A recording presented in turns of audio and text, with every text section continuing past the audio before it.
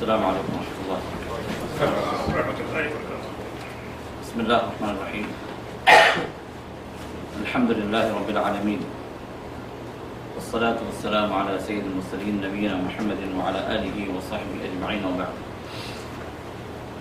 حاضرین محترم برادران اسلام، بزرگ عزیزو،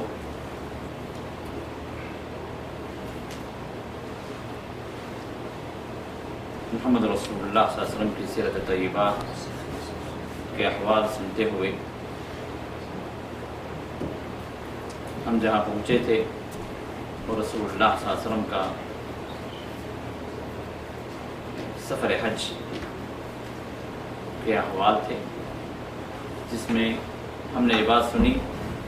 کہ رسول اللہ صلی اللہ علیہ وسلم حج پہ جب نکلے تو آپ کے ساتھ آپ کے صحابہ مختلف جگہوں سے آپ کے سفر میں شریک ہوئے، یہاں تک کہ بہت سارے صحابہ مکے میں آپ کے ساتھ جوائن ہوئے، اور ان صحابہ کی تعداد 1,00,000 سے زائد تھی، جو کسی روایت میں 1,24,000، کسی میں 1,44,000، بہرحال 1,00,000 سے زائد صحابہ کا مجمع تھا، جس میں رسول اللہ صلی اللہ علیہ وسلم نے ان کو اسلام کی جو اہم تعلیمات آپ پیش کرتے رہے۔ مختلف خطبے آپ نے اس سفر حج میں آپ نے دیے، جس میں اہم ترین خطبہ عرفے کا خطبہ تھا، جس کو میں نے پچھلے درس میں آپ کے سامنے اس کا خلاصہ میں نے آپ کے سامنے رکھا، اور 10ویں تاریخ کو 10 ذی الحجہ یوم النحر جس کو کہتے ہیں قربانی کا دن، اس میں رسول اللہ صلی اللہ علیہ وسلم نے رمی جمار کرنے کے بعد، کنکری مارنے کے بعد آپ نے قربانی کی، بال اتروائے، اور پھر آپ مکہ مکرمہ کی طرف آپ کوچ کر گئے، جہاں پر آپ نے طواف کیا اور کافی جمع غفیر تھا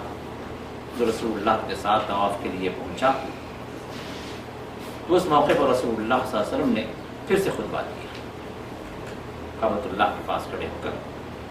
لوگوں کو آپ نے جمع کیا اور آپ نے خطبہ دیا، اور اس میں بھی جو اہم نکات ہیں اور قابل غور ہیں، جس میں آپ نے یہ بات ارشاد فرمائی، ان الزمان قد استدار كهيئته یوم خلق السماوات والارض، کہ زمانہ اب گھوم پھر کر واپس اسی شکل میں پہنچ چکا، اپنی اصلی حالت پہ پہنچ چکا، جو اصلی حالت اللہ تعالیٰ نے اس وقت رکھی جب زمین و آسمان کو اللہ نے پیدا کیا۔ اس کا مطلب کیا ہے؟ مطلب یہ تھا کہ عرب اپنے اپنے مقاصد اور مصلحتوں کے تحت زمانے کو آگے پیچھے کر لیتے تھے۔ زمانے کو آگے پیچھے کرنا کیسے؟ آپ کو معلوم ہوگا کہ اللہ تعالیٰ نے جب ان زمین و آسمان کو اللہ نے پیدا کیا، زمانے کو اللہ نے پیدا کیا، سورج و چاند کو اللہ نے پیدا کیا، جس سے دن و رات بنے، پھر وہاں سے زمانہ بنا، تو اللہ تعالیٰ نے اسی وقت سے 12 مہینے اللہ نے متعین کر دیے، اور ان 12 مہینوں میں اللہ نے 4 مہینوں کو محترم قرار دیا، حرمت والے مہینے، اور یہ حرمت والے مہینے عربوں کے درمیان میں بھی مشہور تھے، اور اس کا ذکر اللہ تعالیٰ نے سورہ توبہ آیت نمبر 60 میں اللہ نے کیا، ان عدۃ الشہور عند اللہ 12 شہرا فی کتاب اللہ یوم خلق السماوات والارض منها 4 حرم۔ اللہ کے پاس مہینے کی گنتی 12 ہے، مہینوں کی گنتی 12 مہینے، کب سے؟ جب سے اللہ نے آسمانوں کو اور زمین کو پیدا فرمایا، اور ان میں سے 4 کو اللہ نے حرمت والے ٹھہرا دیا کہ محترم ہیں۔ تو ان مہینوں کے اندر کیا کرنا ہے؟ فَلَا تَظْلِمُوا فِيهِنَّ أَنفُسَكُمْ، اپنے جانوں پر ظلم نہ کرو، انہیں گناہ کا کوئی کام نہ کرو، گناہ کی کوئی بات نہ کرو، اللہ کی نافرمانی نہ کرو، عام دنوں میں بھی نہ کرو، لیکن ان دنوں کے اندر خصوصیت کے ساتھ یہ محترم مہینے، حرمت والے مہینے، ان کے اندر گناہ کی حرمت بھی زیادہ، تو انسان گناہوں سے بچے، خاص طور پر ان مہینوں کے اندر۔ تو وہ مہینے کون سے تھے؟ یہ ایک الگ اور 3 مسلسل، جو الگ تھا اور رجب کا مہینہ، اور جو 3 مسلسل جو تھے وہ ذوالقعدہ، ذوالحجہ اور محرم۔ تو یہ 4 مہینے، تو ان 4 مہینوں کا عرب احترام کرتے تھے۔ جاہلیت کا زمانہ تھا، شرک کا زمانہ تھا، قتل و غارت گری کا زمانہ تھا، لیکن جب یہ 4 مہینے پہنچتے تو پورے عرب کے اندر امن قائم ہو جاتا، ڈکیتی، چوری، قتل و غارت گری، ایک دوسرے کو مار دھاڑ، جنگ، سب ختم، رک جاتا۔ یہاں تک کہا جاتا ہے کہ باپ کا قاتل بھی سامنے آ جاتا تو اس سے بھی جو ہے گریز کر منہ پھیر کے چلے جاتے، چھیڑتے نہیں، اس کو ختم نہیں کرتے۔ حرمت والے مہینوں کا احترام۔ اب قریش جو ہے عرب کے مذہبی قائد تھے، مذہبی رہنما تھے، لیڈرشپ ان کی تھی، کیونکہ کعبۃ اللہ کے یہ ذمہ دار تھے، تو پورا عرب ان کی مانتا تھا۔ اب قریش کا مسئلہ ایسا تھا کہ اگر ان کی جنگ کسی کے ساتھ چھڑ جاتی، کسی قبیلے کے ساتھ، رجب کا مہینہ آ گیا، تب ہونا تو یہ چاہیے کہ رجب کے مہینے میں یہ رک جائے، جنگ بندی کر دیں، کیونکہ قتل و غارت گری جنگ جائز ہے۔ تو چونکہ یہ مذہبی زعامت ان کی تھی، یہ مذہبی رہنما تھے، ان کی بات مانی جاتی تھی، تو کیا کرتے؟ اگر وہ اگر جنگ سے رکنا نہیں چاہتے تو اعلان کرتے کہ ابھی آنے والا جو مہینہ ہے وہ رجب نہیں، وہ شعبان ہے، رجب بعد میں آئے گا۔ تو مہینوں کو اپنے اپنے مقاصد کے تحت آگے پیچھے کرنے لگے، اور جو عوام جو تھے وہ ان کی بات، کیونکہ ان کے تحت تھے، ان کے تابع تھے، انہی کی چلتی تھی، تو وہ لوگ مان لیتے۔ تو اس طرح مہینوں کو انہوں نے آگے پیچھے کرنا شروع کر دیا، جس کی وجہ سے زمانے کی جو روٹین جو تھی، مہینوں کی جو ترتیب تھی، وہ غلط ملت ہو گئی، وہ اپنی جگہ قائم نہیں رہی۔ اب رسول اللہ صلی اللہ علیہ وسلم نے جب حج کیا تو یہ وہ وقت تھا کہ مہینوں کی جو ترتیب، زمانے کی جو ترتیب جو آگے پیچھے ہو گئی تھی، اب یہ وقت تھا جو اللہ نے وحی کے ذریعے سے اطلاع دی اپنے نبی علیہ السلام کو کہ اب یہ وقت ہے جو صحیح وقت ہے، جو زمانہ اپنے روٹین پر آ چکا۔ جس طرح اللہ نے پیدا کیا تھا بغیر خلط مدد کے، جس ترتیب سے اللہ نے پیدا کیا تھا، وہ ترتیب اب پھر سے دوبارہ واپس آ چکی۔ اور علماء فرماتے ہیں کہ یہی ایک بڑی اہم وجہ ہے کہ محمد رسول اللہ صلی اللہ علیہ وسلم نے 9 ہجری میں جب حج واجب ہو چکا تھا، حج فرض ہو چکا تھا، حج کا حکم آ چکا تھا، لیکن محمد رسول اللہ صلی اللہ علیہ وسلم نے خود حج نہیں فرمایا، بلکہ آپ نے حج کے لیے کس کو بھیجا؟ ابو بکر صدیق رضی اللہ عنہ، امیر الحج بنا کر۔ حج تو قائم ہوا، لیکن رسول اللہ صلی اللہ علیہ وسلم نے حج نہیں کیا۔ اس کی بہت ایک بڑی وجہ یہ تھی، کئی وجوہات ہیں، اس میں سے ایک بڑی وجہ یہ ہے کہ زمانہ اپنے وقت پہ نہیں پہنچا تھا، وہ حج کا مہینہ نہیں تھا جس میں حج ہو رہا تھا۔ اب جس وقت رسول اللہ صلی اللہ علیہ وسلم نکلے 10 ہجری میں، جو آپ کا پہلا بھی اور آخری حج ہے، آپ نے اپنی زندگی میں ایک ہی حج کیا، تو یہ حج یہ اس وقت تھا جس وقت کے لحاظ سے اللہ تعالیٰ نے اپنے نبی کو صلی اللہ علیہ وسلم اطلاع دی کہ اب زمانہ اپنے وقت پر آ چکا، اب صحیح وقت ہے، اب ذی الحجہ کا واقعی وہ مہینہ ہے جس میں حج کی فرضیت ہے۔ تو رسول اللہ صلی اللہ علیہ وسلم نے صحابہ کے ساتھ حج کا اعلان کیا۔ تو اب یہاں رسول اللہ صلی اللہ علیہ وسلم نے اپنے صحابہ کو اطلاع دی، ان الزمان قد استدار كهيئته يوم خلق السماوات والارض، اب زمانہ اپنے مدار پر آ پہنچا، اپنے روٹین پر آ گیا، اسی طرح ہو گیا جس طرح اللہ نے اس کو پیدا کیا۔ جب زمین و آسمان پر اللہ نے جب پیدا کیا تو اس وقت جب زمانے کو پیدا کیا تو اسی حیت پر اب پہنچ چکا۔ اسی وجہ سے اللہ نے فرمایا انما النسیء زیادۃ فی الکفر، کہ نسی اس کو کہتے ہیں، یہ عرب جو کرتے تھے، جو قریش جو کرتے تھے اپنے اپنے مصلحت کی خاطر زمانے کو آگے پیچھے، تو زمانے کو آگے پیچھے کرنا یا دنوں کو آگے پیچھے کرنا یہ کفر میں زیادتی ہے، کفر ہے۔ اللہ نے اس کو کفر، کیونکہ اللہ کا جو نظام ہے اس نظام کو انہوں نے بدل دیا۔ تو زمانے کی جو ترتیب ہے اللہ کا نظام ہے، تو اس میں اپنی طرف سے دخل اندازی یہ جائز نہیں ہے، اللہ نے اس کو کفر قرار دیا۔ پھر رسول اللہ صلی اللہ علیہ وسلم نے وہی بات پھر سے یہاں پر بھی رسول اللہ نے دہرائی جو عرفے کے خطبے میں آپ نے دہرائی تھی۔ فرمایا کہ ایو شہر ھذا، یہ کون سا مہینہ؟ تو صحابہ نے پھر خاموش ہو گئے، پھر پتہ نہیں ہو سکتا ہے کوئی رسول اللہ صلی اللہ علیہ وسلم کوئی نیا نام دے رہے ہوں۔ تو آپ نے فرمایا کہ کیا ذی الحجہ نہیں؟ کہا کہ ہاں یا رسول۔ پھر فرمایا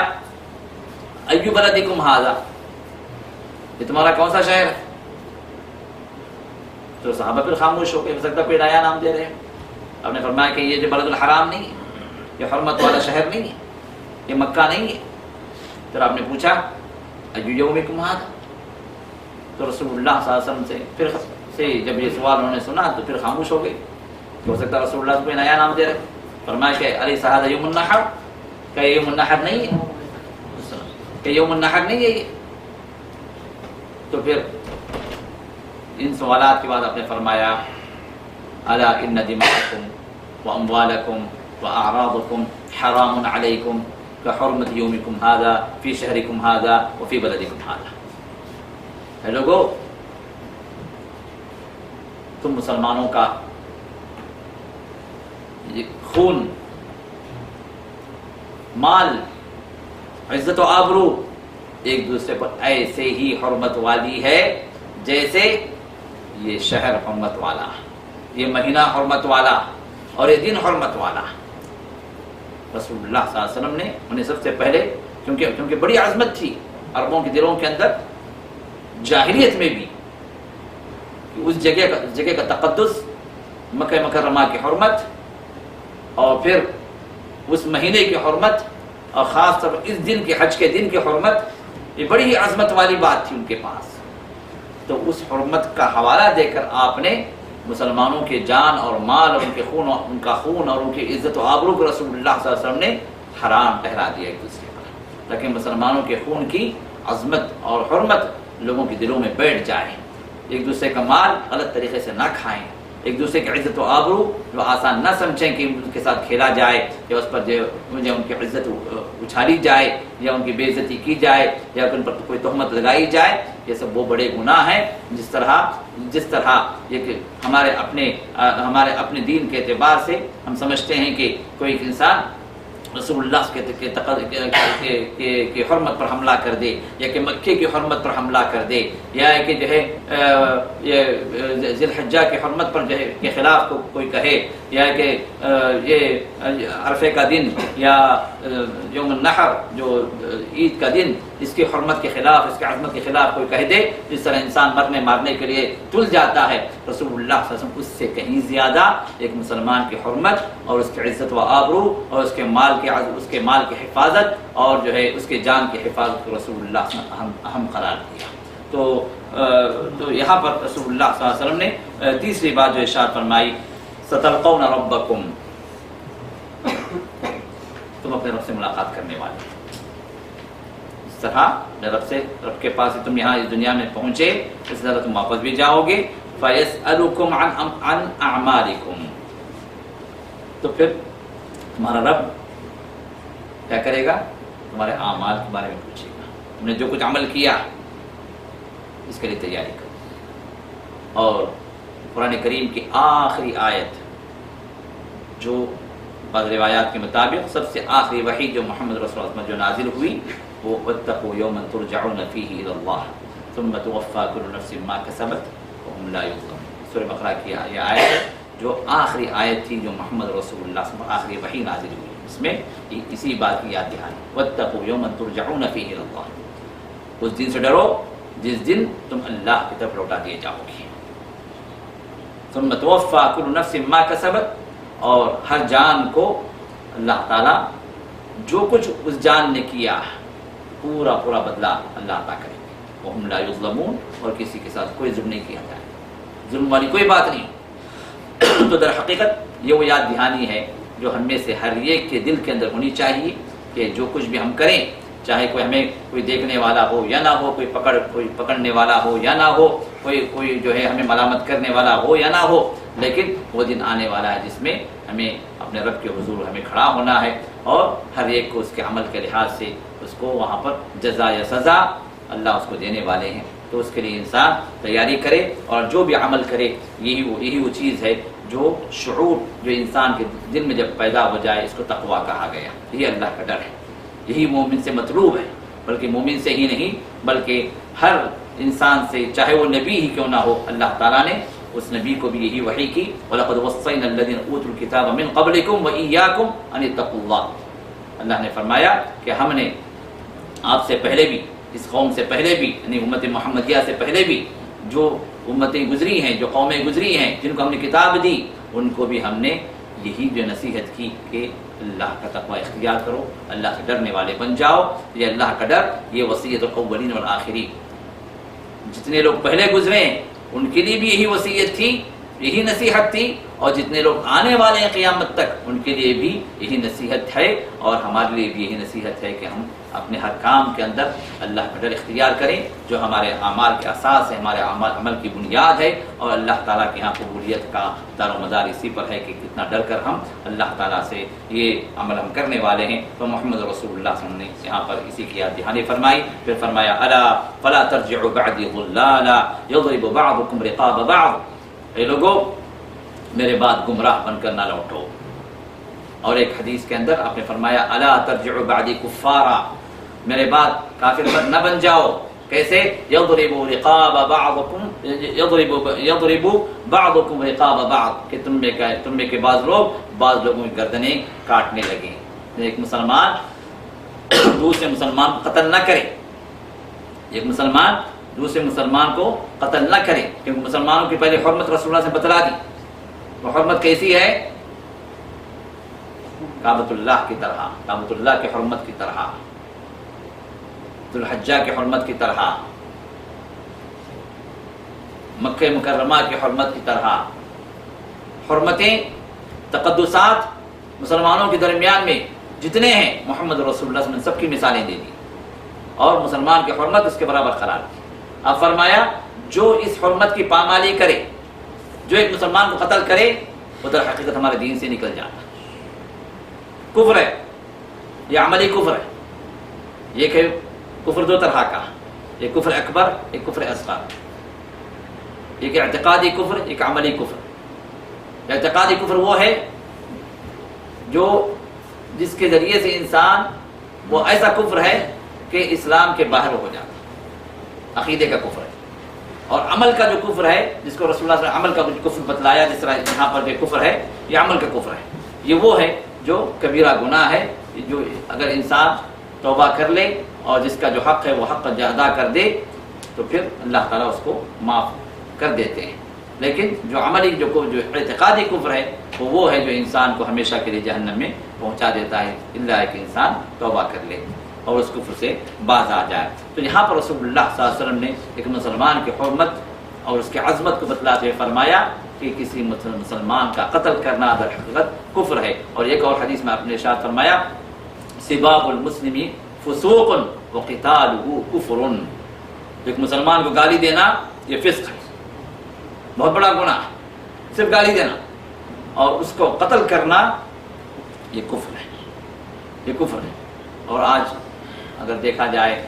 دنیاوی اغراض کے لیے، دنیاوی مقاصد کے لیے، دنیاوی کرسیوں کے لیے، دنیاوی پوزیشنز کے لیے ہزاروں نہیں بلکہ لاکھوں مسلمانوں کا قتل ہو رہا ہے. ہو رہا نہیں ہو رہا؟ آج سیریا میں کیا ہو رہا ہے؟ کس بنیاد پر مسلمانوں کا قتل ہے؟ صرف دنیا کے لیے، صرف کرسی کی خاطر بغض و عداوت مسلمانوں کے ساتھ ہزارہ نہیں بلکہ لاکھوں کا قتل عام. تو اس طرح بہت سارے ملکوں کے اندر مسلمانوں کا قتل در حقیقت اللہ تعالیٰ کا یہ عذاب ہے جو اس دنیا میں عذاب کی کیفیت اللہ نے رکھی ہے. کہ یہ قتل عام بھی اللہ کی طرف سے ایک عذاب ہے جس کے بارے میں ہمیں سوچنا چاہیے اور ہمارے اعمال پر ہمیں غور و فکر کرنے کی ایک دعوت ہے۔ تو رسول اللہ صلی اللہ علیہ وسلم نے ارشاد فرمایا الا لا یجنی جان الا علی نفسی، یاد رکھو جو انسان بھی گناہ کرتا ہے اس گناہ کا وبال اسی پر ہوگا، اس گناہ کا وبال اسی پر ہوگا۔ ولا تزر وازرۃ وزر اخرى، کوئی جان کسی کا دوسرے کا بوجھ نہیں اٹھائے گا، کوئی جان کسی اور کا بوجھ نہیں اٹھائے گی، ہر انسان خود اپنا بوجھ اٹھائے گا، ہر انسان کے اعمال اس کے اپنے ذمے ہوں گے اور اس کے گناہ اسی سے پوچھے جائیں گے، اس کا عذاب اسی کو ہوگا،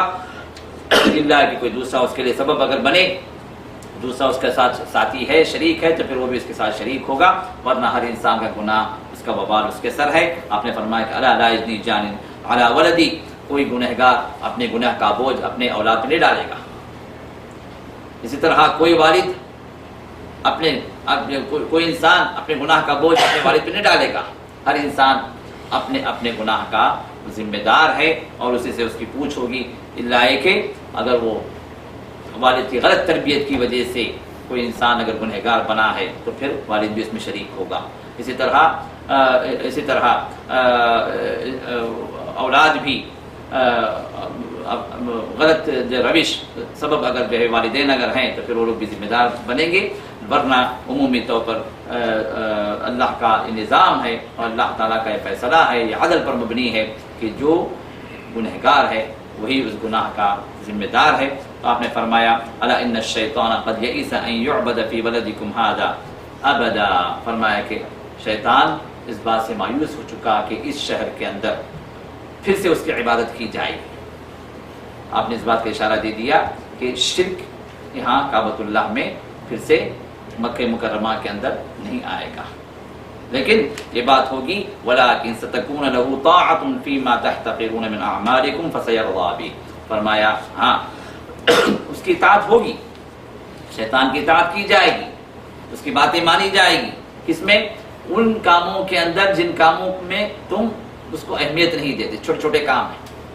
اور وہ اسی سے راضی ہو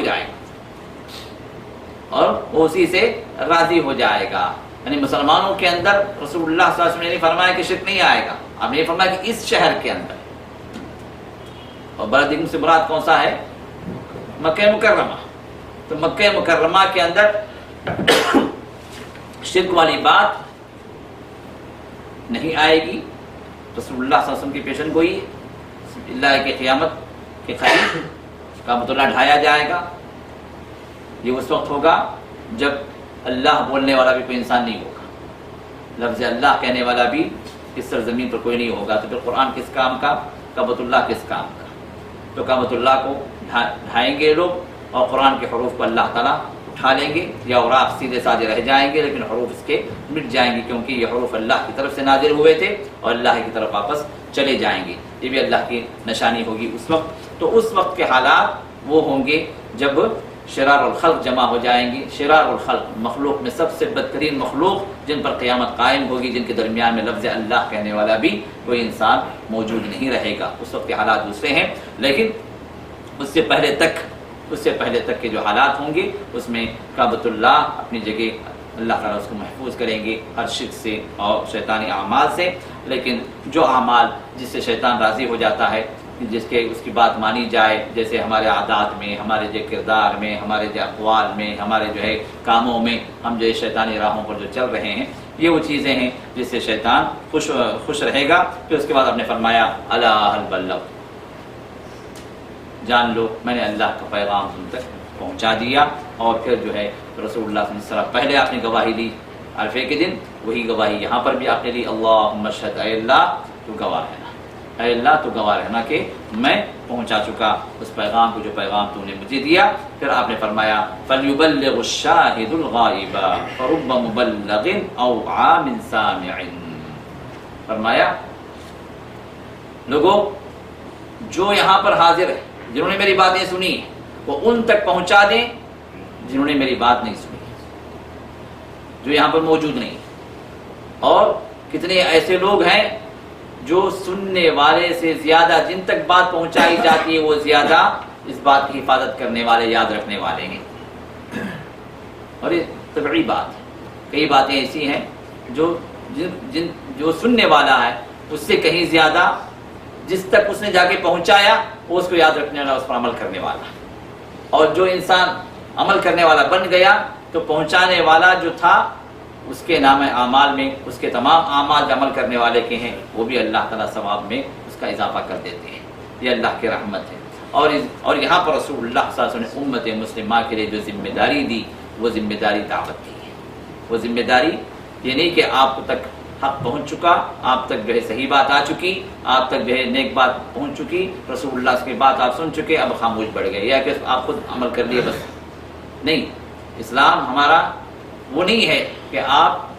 اس نور کو اپنے حد تک رکھیں، بلکہ یہ وہ نور ہے جو آپ کو اور ہمیں پورے عالم میں پہنچانا ہے، پورے عالم میں پھیلانا ہے. یہ دعوت کی ذمہ داری، کیونکہ ہم آخری امت ہیں، آخری رسول کے آخری امت ہیں. محمد رسول اللہ صلی اللہ علیہ وسلم اس کائنات کے آخری رسول ہیں، تو ہم ان کی امت ہیں جو اس دنیا کی اس کائنات کی آخری امت ہے. تو رسول اللہ صلی اللہ علیہ وسلم کا پیغام اس پوری کائنات کے لیے آخری پیغام ہے، اور اس پیغام کو ہماری ذمہ داری ہے کہ ہم دوسروں تک پہنچائیں، کیونکہ کوئی اور نبی آنے والا نہیں، کوئی اور رسول آنے والا نہیں. جس طرح عرفے کے خطبے میں آپ نے فرمایا الا لا نبی بعدی، آپ نے فرمایا کہ لوگوں میرے بعد کوئی نبی آنے والا نہیں. اور یہاں پر رسول اللہ صلی اللہ علیہ وسلم نے اسی بنیاد پر امت محمدیہ پر آپ نے ذمہ داری ڈال دی کہ جو کچھ بھی پیغام تم تک پہنچائے، پیغام اپنے ہاتھ نہ رکھو بلکہ دوسروں تک پہنچاؤ. اب دوسروں تک پہنچانے کے لیے یہ نہیں کہ آپ 40 دن کا چلہ نکالیں یا 4 مہینے کے چلے نکلیں، یہ لوگوں کے بنائے ہوئے طریقے. آپ کو جو ذمہ داری یہ کہ آپ کے اپنے احوال آپ پہلے علم حاصل کریں، اور یہ حق جو آپ کو ملے قرآن حدیث کی بنیاد پر، قرآن سے اور رسول اللہ کی صحیح احادیث کی روشنی میں آپ اپنے حد تک نہ رکھیں، بلکہ جو اللہ تعالیٰ نے آپ کو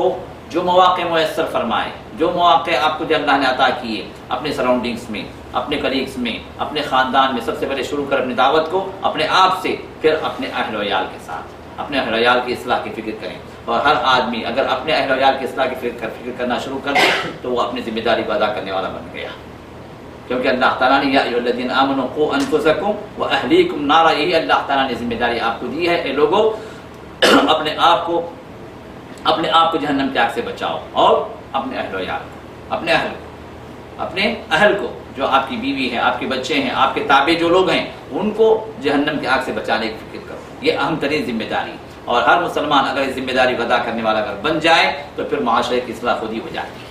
معاشرے کی اصلاح خود ہی ہو جاتی ہے. تو جو طریقے لوگوں نے نکال رکھے ہیں وہ طریقے وہ لوگوں کے اپنے طریقے ہیں، ورنہ محمد رسول اللہ کا طریقہ جو تھا، آپ نے جو صحابہ کو جو تعلیم جو دی، آپ نے جو دعوت کی جو ذمہ داری دی، وہ ہر انسان خود کی اپنی اصلاح کی، اور پھر ساتھ ہی ساتھ جو اس کے اپنے ملنے جلنے والے ہیں، جو اس کے تعلقات جہاں تک ہیں، اور جو ہے جہاں تک اس کا دائرہ جہاں تک پہنچتا ہے، جہاں تک اس کی آواز پہنچ سکتی ہے، وہاں تک اس حق کی آواز کو پہنچائے. یہ اور تبلیغ کا طریقہ وہ محمد رسول اللہ صلی اللہ علیہ وسلم نے لوگوں کے مزاج پہ نہیں چھوڑا، بلکہ تبلیغ یہ اہم ترین دعوت ہے، بلکہ اہم ترین عبادت ہے. یہ عبادت ہے، اور عبادت کا طریقہ ہمیں کس سے لینا ہے؟ محمد رسول اللہ صلی اللہ علیہ وسلم لوگوں کے مزاج پہ نہیں چھوڑ دیا کہ ہر آدمی اپنے مزاج سے جو ہے اس کام کو کرے، بلکہ آپ نے طریقہ بتلا دیا، اور صحابہ اس طریقے پر انہوں نے عمل کیا. اس کے ذریعے سے اس طریقے کی برکت یہ تھی کہ چند ہی سالوں کے اندر پورے عالم پر اسلام کا جھنڈا جو گاڑ دیا گیا. اکثر و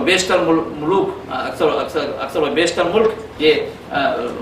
صحابہ نے فتح کر لیا، اور اسلام وہاں تک پہنچ چکا. یہ کس کی برکت سے؟ رسول اللہ صلی اللہ علیہ وسلم کے اس طریقے کی برکت سے. جو دعوت کا طریقہ رسول اللہ سے بتلایا، صحابہ نے آپ سے جو سیکھا اس طریقے پر انہوں نے عمل کیا، تو یہ دعوت حق کے طریقے پر یہ حق کی دعوت ہم تک پہنچی. اور آج بھی اس بات کی ضرورت ہے کہ ہم اس بات کی ریویو کریں کہ کس طرح دعوت دی جائے، اور محمد رسول اللہ صلی اللہ علیہ وسلم نے کس طرح اس دعوت کے کام کو اپنے انجام دیا، اور اس کا طریقہ آپ نے کیا سکھلایا. اور اس طریقے سے انسان اگر دعوت دینے والا بن گیا تو اس کا ایک ایک قدم جو اس دعوت کی راہ میں وہ چلے، یہ پورے کا پورا عبادت کا قدم اللہ کے یہاں لکھا جائے گا. اور رسول اللہ کی سنت کی پیروی کی وجہ سے انشاءاللہ ہمیں اور آپ کو اللہ تعالیٰ محمد رسول اللہ کے ساتھ جنت الفردوس میں اللہ جگہ عطا فرمائیں گے، اور آپ کی قربتوں میں اللہ تعالیٰ ہم کو شامل فرمائیں گے۔ اللہ سے دعا ہے کہ اللہ تعالیٰ جو کچھ ہم نے سنا ہے اس پر عمل کرنے کی توفیق عطا فرمائے، اور اس دعوت کے طریقے کو بھی محمد رسول اللہ کے طریقے سے ادا کرنے والے اللہ ہم سب کو بنا دے، اور جس طرح یہاں اپنے فضل و کرم سے اللہ نے جمع فرمایا ہے اس سے بہتر انداز سے جنت الفردوس میں اللہ ہم سب کو جمع فرمائے۔ وآخر دعوانا الحمدللہ رب العالمین۔ سوال